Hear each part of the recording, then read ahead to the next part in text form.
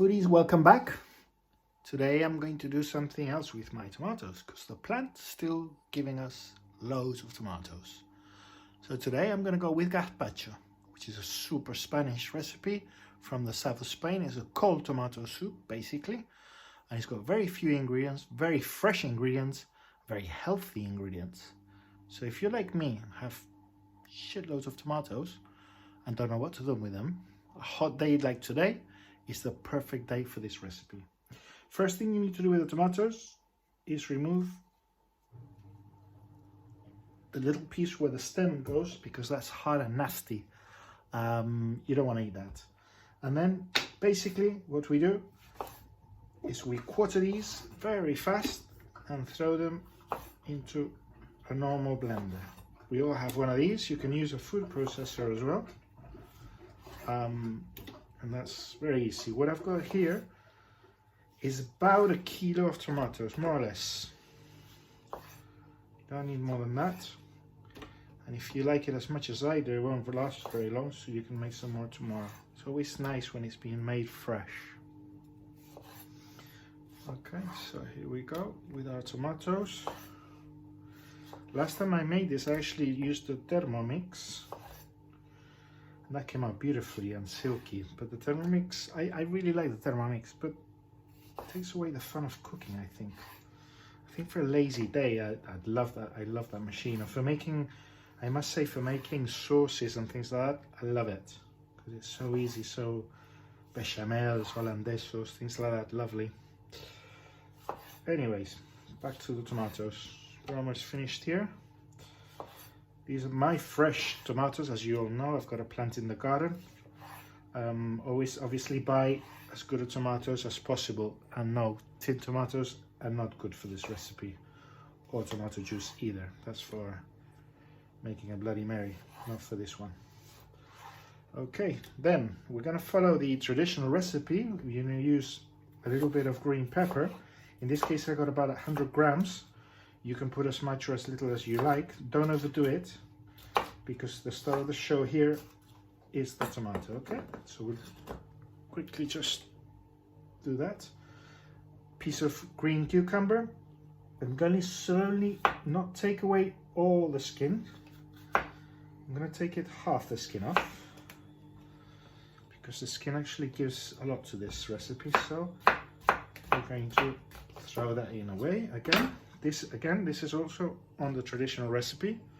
And then two cloves of garlic whole as well. In they go. Now is when we get away from the tradition.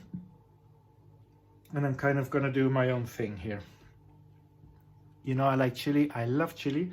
So I'm gonna put a very slight, this is a very mild little red chili, which I'm gonna put fresh inside. And also celery. I'm going to, because I do love a Bloody Mary, I think this is going to help a lot. So we're going to chop this up as well. Again, this is not on the traditional recipe, so kind of experimenting here. Let's hope it works out. Okay, next thing, good pinch of salt. This really needs it. Pepper, as always, black, freshly cracked. As much or as little as you like, guys. You know the score. I think seasoning is a very personal thing. Okay. Next up, I've got this lovely apple vinegar. Normally, we'd have to use from Jerez, sherry vinegar. So that would be the traditional thing, but I don't have any in the store cupboard. And as you can know, we're in lockdown. And we can't really get out to get much. Right, so we go. Again, seasoning is a very personal thing, so it's up to you. Olive oil, you can do two things with the olive oil. You can put it in now, or you can put it afterwards. It's completely up to you. If you put it in now, with the processing of the blades, it's going to emulsify with the rest of the ingredients, which means it's going to go white-ish. If you want a deeper red color, don't put it in now, put it in after. So I'm going to do that. I'm going to wait, okay? And then I'm going to put in a little bit of water. But today I'm not going to put too much water because I'm actually going to pass this through a fine colander, because I'm looking for a very fine gazpacho today. I don't want I want to change the texture. I want a really fine gazpacho, so I can't put too much water in because I don't want it to be too liquid either, so because I don't know how it's going to end up with the when I pass it.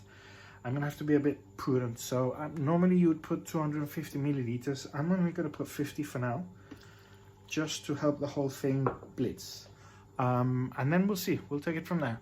So as soon as I blitz this, I'll get back to you.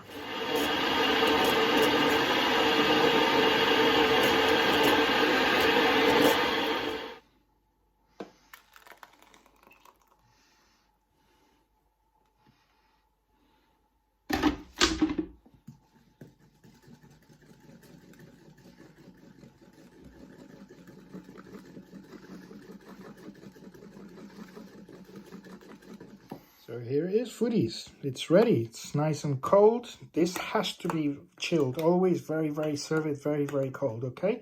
I've bottled what I've left over, so I can put it in the fridge, and it's there for me, ready whenever I want it. And ooh, it's lovely. The texture's beautiful. It's velvety. It's I recommend that you do pass it through a colander. If you don't, it's fine. Don't worry, but remember to add more water. Anyways, I'm going to stay here. I'm going to enjoy this wonderful glass of gazpacho, and I'm going to see you next time. Obviously, subscribe to the channel if you haven't already, like the video, and stay safe, foodies, okay? I'll see you next time. Bye.